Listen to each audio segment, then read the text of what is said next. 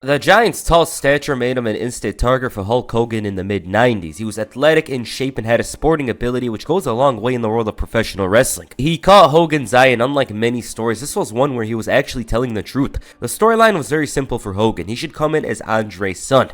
And when he came into WCW, he was almost unlike anything they had seen before. Scratch that, yeah, he was somebody they never seen before. He had a little too much athleticism and movements that was very unusual for somebody that size. The Giant was a generational talent, and WCW took notice. They made him world champion on his debut and treated him like a big star. As time went on, of course, his allure somewhat went away and he was more of a bodyguard for others. He had a strong mentality and was learning at a very fast rate. He was a mid-carder at the time and felt a little uninterested. He felt that he could offer more in a much better role, and as always, the WWF was watching in the background even though they were in a more grounded time period with very little involvement of any of those classic big guys they used to have. But he's the exception. This is a foregone conclusion. WCW was doing very well in 1998, but as evident by many of their decisions at the time, there was cracks beginning to show in the company's foundation that would continue to grow. The Giant was WWF bound as far back as the summer of 1998. He was losing all the time and just moving by as a casual talent that had nothing to do. This was all because he wanted to sign a new contract, and booking a talent strong just for him to leave and go to the rival company is dumb, especially in this era. You're basically giving the rival free money,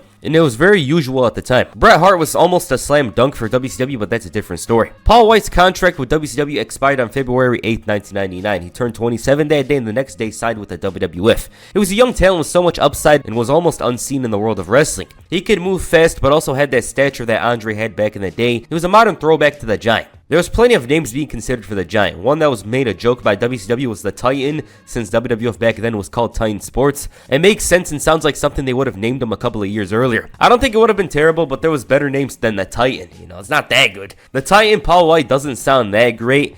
But one thing that was going to be different about the Giant was the fact that he was walking into an environment that was slightly different than WCW's. WWF was in midst the Attitude Era, its most grounded era yet. He has shown in-ring ability in the past, so he wasn't going to struggle just coasting by with his stature. That wasn't going to work in this era. That said, his name was eventually going to be called The Big Show. He was given the name The Big Show, and he hated it. Here's what he had to say in an interview in 2021, and I quote, "That was Vince. What was Vince? When I first came into WWE, I was Paul White, you know? And I just don't think Vince liked the spelling of my name or liked my name. I mean, what would Vince know about marketing, you know what I mean? But he walked by me one day and he goes, 'So how's the Big Show today?' I go, 'I'm good, but who the hell's the Big Show?' He goes, 'You can walk, you can talk, you're an athlete, you're the Big Show.' He walked it off and I thought, oh dear God, I hope that is not my wrestling name. And it was. But I do think back then it was the Attitude Era. It was the Monday Night Wars, the Big Show, also TBS. So, you know, there's a lot that went into it. And that's okay. Yeah, when you look at stuff for the first time, you're like, hey, maybe this is bad. But as time goes on, it's the opposite. That's what it was with the Big Show here. And it just fits him so very well. I don't know why.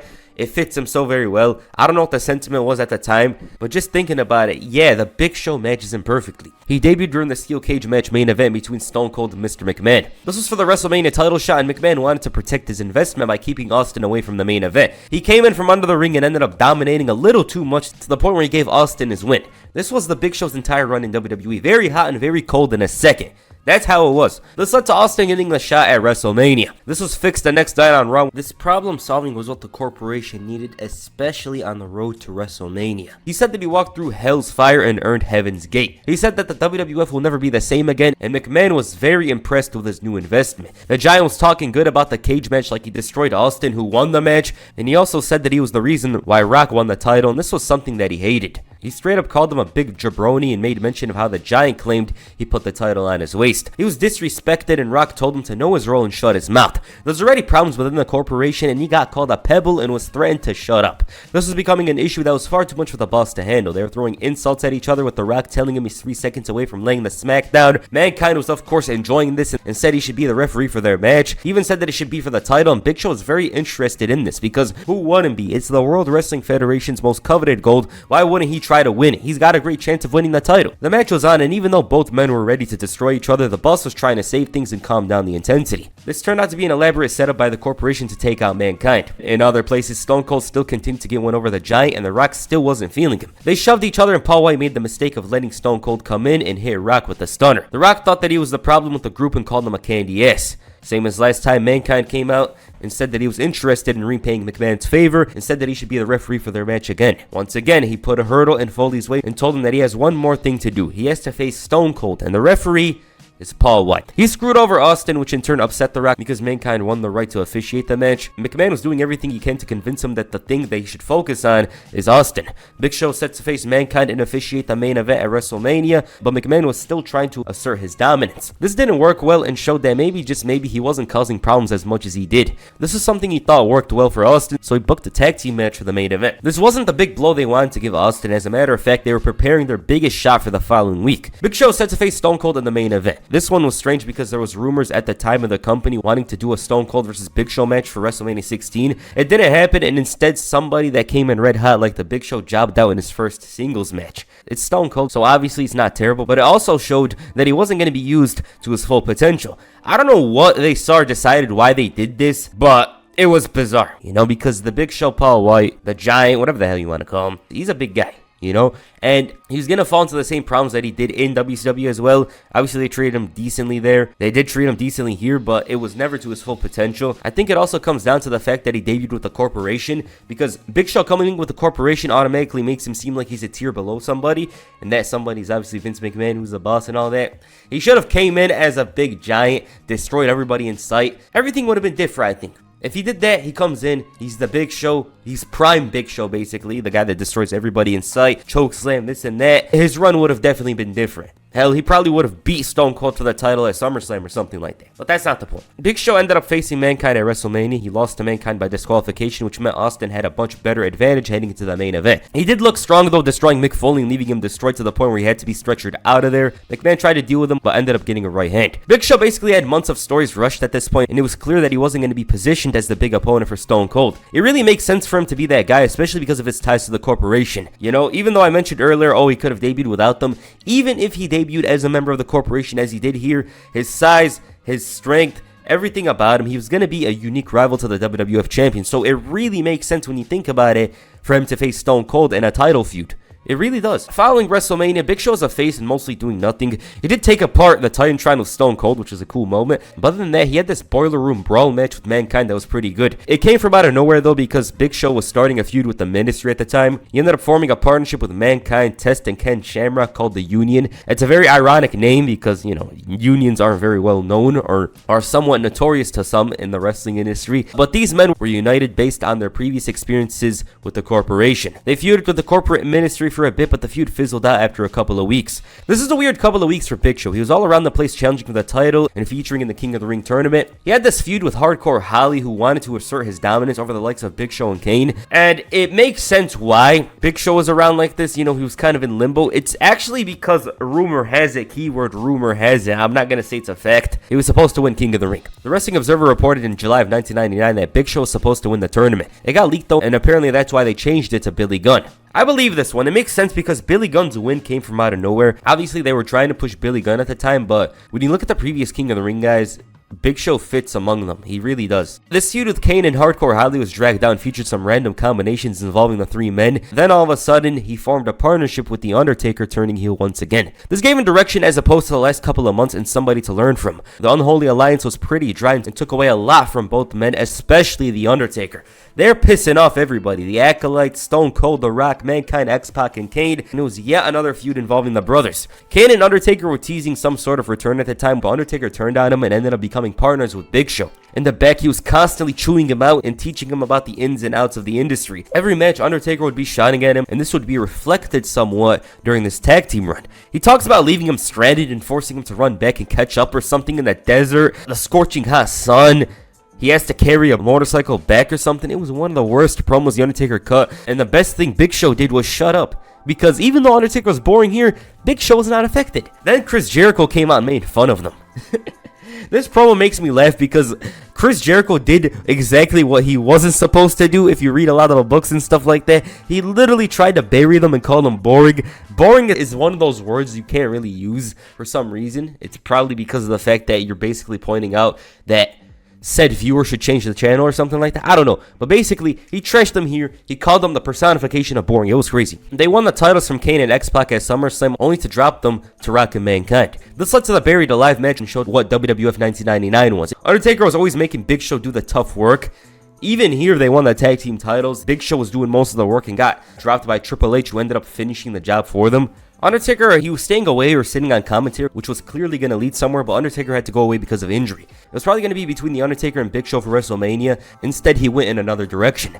His dad died in storyline. Now, at the time, Big Show's dad had already passed away a couple of years earlier, but they decided to do this to garner some sympathy and turn him face. This turned him face, but also caught the attention of the Big Boss Man. Now, for context, the Big Boss Man was one of, if not the most dastardly heels in the entire WWF at the time, and this was a company that had Vince McMahon, Kane, The Undertaker, and Triple H around, yet the Big Boss Man was trying to top them. This guy fed Al Snow, his dead dog, was beating up on people. It was insane. I don't think you'll ever see a mid-card heel as dastardly, as horrible as the Big Boss Man was here. He made fun of him and got caught doing worse on GTV as he got a police officer to inform him the news. Him and Prince Albert were always one step ahead of the Big Show.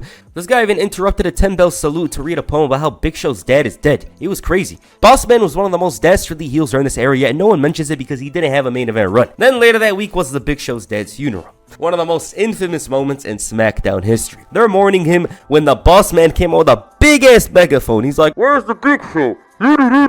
He stole the casket and Big Show just gave up like that. Why are you giving up? That's your dad's casket, bro. You should be leading on for your dear life. This is one of the craziest moments in SmackDown history. It's so goofy. It's so bad. It isn't even sad. It's hilarious because of the way they did it. I don't understand how the hell this got out of the writer's room. How? The Boss Man left the Big Show absolutely pissed, and it got to the point where he took out his Survivor Series partners and went into business for himself, destroying all the lower card guys, eliminating them like they were nothing. They were 53 overall, and Big Show on this night was 94 overall. The Boss Man couldn't be bothered to deal with this, and so Big Show won this match in almost 2 minutes. Was that his night? Nope. Later that night, Stone Cold was unable to compete in the main event. It was one of the biggest scams I've ever seen in my life because they knew he was injured, he was unable to compete, yet they promoted this match like crazy. The greatest triple threat match we've never seen. The greatest triple threat match to never happen. So Big Show replaced him. At the time, it wasn't really a big deal compared to others, so he kind of looks out of place, but in a surprise turn of events, he won the title. Big Show winning came from out of nowhere and also highlighted the craziness of this era. He wasn't even considered for the title a while earlier. If anything, Mankind, who was retiring soon, had a better chance of winning the title. I'm almost confused as to why he didn't win it here, but for Big Show, this was a huge opportunity to change the sentiment from those in the back. There's a lot of talk regarding him and his status. He was seen as someone who was somewhat underwhelming. I couldn't read much about it from the reports or anything like that, but those were the rumors at the time. So this was like, oh, this is your second chance. Okay. The next night on Raw, Big Show wanted a match against the Boss Man. He never got it though, and instead he faced the Bulldog. This ended in less than a minute, and he destroyed the Mean Street Posse afterwards. The Big Boss Man, meanwhile, got a match against The Rock with a chance to face the WWF Champion at Armageddon. He won the match with the help of Prince Albert. This wasn't Big Show's next title defense though, because that was Kane. Kane got a title match and put up a tough fight. Kane was doing well, but his problems outside the ring cost him, leading to Big Show retaining the title by countout. Even the champion got involved at one point. Later that week on SmackDown, Big Show finally spoke about his title victory. It wasn't that good of a promo. He was talking about how he was so lucky to be champion and all that. Chris Jericho didn't want to hear any of it and interrupted. He made a lot of jokes about him and said he has no charisma and that he should be the one carrying his bag. Size does matter, something his girlfriend tells him, and he challenged him to a title match. He wanted a no DQ match and Big Show accepted. This worked to his advantage for a bit, but Big Show caught up to him. The Boss Man interfered and this match was still on. Jericho got hit by Chyna with a hammer, leading to Big Show coming in and hitting the chokeslam to retain the title. There it is, another match that didn't stand out. Then again, this is the Attitude Era, so they're just explosive. A lot of stuff was going on. The action itself wasn't really memorable. That's the same story I could say for the next matches, but here, it wasn't that good. The Boss Man was still on the Big Show and ended up visiting his mom's house where he provoked him once again. The champion was incensed and livid that the Boss Man was still making things personal. He destroyed him at Armageddon and ended the feud decisively, which made everything seem like nothing. It was so one-sided, and the match itself was boring. Fans were chanting boring, yet this match lasted only 3 minutes, which is crazy to me. With that said, Triple H took control of the show, aligning himself with Stephanie to make themselves the authority figures of the show in light of Vince's departure. Triple H, being more greedy than 2024 Real Madrid, didn't just want the power, he wanted to stifle the competition and clear way for himself. The game made the Big Show defend the title in a handicap match against the Boss Man and Prince Albert. This was tougher on paper because he took care of them easily and retained the title, but there was still some issues such as a lumberjack match against The Rock on SmackDown. This is something that worked into Triple H's favor because he was taking out both of his biggest rivals. The plan backfired though, and Rock and Big Show managed to stand tall. Even then, he had to deal with Kane on Raw. This was an intense battle that benefited nobody but Triple H himself, who was ready to regain his title. He was defending the title in almost every episode, having to deal with these random encounters, Triple H making it seem like he has issues with his wife, wanting to distract them and catch him off guard, and the game thought that the title match with the Big Show was a formality. It was over with, and the title was coming to him. Even he believed his run was coming to an end, and the odds were with Triple H. He had DX and the power by his side, and as good as the Big Show was, he was no match. The game made it no DQ and told DX to stay by to prevent any interference. The distractions were working, but Big Show was still in it. Triple H dropped him with a brutal chair shot, but even then Mankind, who was fired earlier, came in and cost him the match. This didn't stop Triple H from giving himself another title shot and taking out the champion before their match on Raw. This is a transitional championship reign, so you know how it ended. The game had a lot of people by his side. The referee was distracted. He hits Big Show with a low blow and then the pedigree to win the title for the third time. At the time, they were testing out the Big Show, and I'm not an Attitude Era kid, but ever since I could remember, I scour the internet, I look at old stuff. I always used to see a rumor about how Big Show had this title reign written in his contract. And looking at the way they booked him, that kind of makes sense, but it probably isn't true. I don't know if WWF or WWE does that, but it's funny to mention because if it actually ended up being true, I would not be shocked in the slightest because they literally did the least with him with this title reign. They just did not care. Big Show's up for the task here, but DX was too much, and the game was a 3-time WWF champion. This wasn't surprising. His title reign was so forgettable and dull, especially for a run during the Attitude Era. If it happened while he was unbeaten and went through the roster, it would have been memorable. So Big Show moved down the card a bit. He was around the main event scene though, he just wasn't champion. Hold up! Where's the money? Nah, this look is memorable. I don't know why. Something about this look just stands out to me with Big Show looking like he's about to rob a store. Big Show had to focus on the Rumble. He moved forward and was talking about how nobody stands a chance against him in the match because he's winning. It was clear he was leaning towards a heel turn because he was complaining more often and feeling a little jealous about The Rock and his talent. This was another issue with Big Show. Every time he's doing something, they move him and turn him into another role. This really hurt him in the long run because he didn't have a set character. Fans didn't see him as one of the big main eventers, and this is shown a lot during the first years of his career in the company. The Rock didn't need to say much. All he had to say is one sentence and he'd nullify everything the Big Show would say.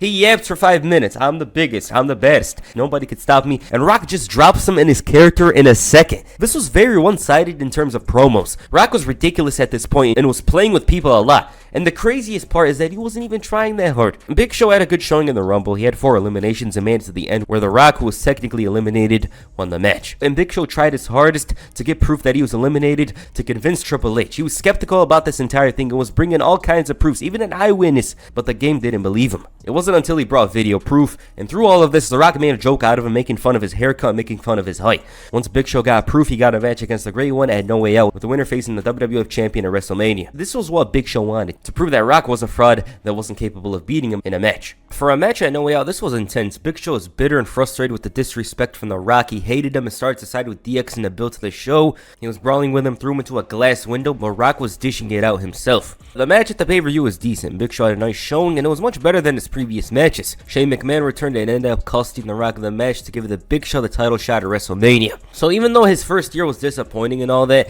Big Show still found himself getting a main event at the height of the Attitude Era. He got in there with a storyline revolving around Triple H and The Rock. So this was huge. The Rock was pissed, but there was nothing to do about it. He said that if WrestleMania was going to be between Triple H and the Big Show, then WrestleMania is going to absolutely suck. Shane McMahon became Big Show's manager, and this is starting to lead to the big family storyline. Rock, though, managed to put his career on the line and managed to win the title shot to make it a triple threat match, but then Mick Foley was added, and it was a fatal 4-way. This WrestleMania main event had a big problem in the fact that they didn't care about making a story about the wrestlers, plus it was a bit complicated and unnecessary. The match itself was one of the worst WrestleMania main events from the 2000s. I think it was the weakest from the 2000s. And the reason why it was one of the weakest is because there was a lot of focus on the family drama. The action itself did get better when Rock and Triple H faced off near the end and stuff like that, but it was drawn out, it was long, it was a bit complicated, and it ruined everything. That said, Big Show and Mick Foley did get their WrestleMania main events, so I'm sure they aren't complaining. I'm sure they had a good payout as well, so it's a nice accolade for them. Alright, this is where I'm going to end the video. I would continue with the Big Show, but this was when he started to become a jobber and lower mid-card type guy, and that's better suited for a video of its own. We could start from the night after WrestleMania 2000 to WrestleMania 18 or something around that time period. It could be a long video in itself, it could be good, but yeah, with that said, his first year was so bizarre. It's basically what Big Show was throughout his career. He's up and down, all around, heel turn, face turn, heel turn, face turn. He turned 4 times if I remember correctly while making this video. It might have been 5. There was too many face and heel turns here. It was ridiculous. He didn't have proper direction, and the biggest problem was that the WWF thought they got the Giant. They got the Big Show instead. They had higher hopes for the Giant. They had very high hopes for him, but when it came down to it, Big Show wasn't Like, he wasn't going all out, wasn't putting that much effort, and the guy they signed was not there at all. If it was the Big Show 2008, I'm sure things would have went different. That said, I do think they did expose him a lot. I know it's a different era and whatnot, but the Big Show should have been a star attraction. A lot of people always still talk about it to this very day, about how he was overexposed. Even he believes this himself, and I think it's very unfortunate because we could have seen Big Show as a bigger star if they actually like took care of him in some ways. I think we could have seen him as a bigger star than he was. So yeah. Alright, what do you guys think of the Big Show's first year? Please comment down below in that first video. Make sure to hit the power bomb on the like button and perhaps the choke slam on the subscribe button. Peace. And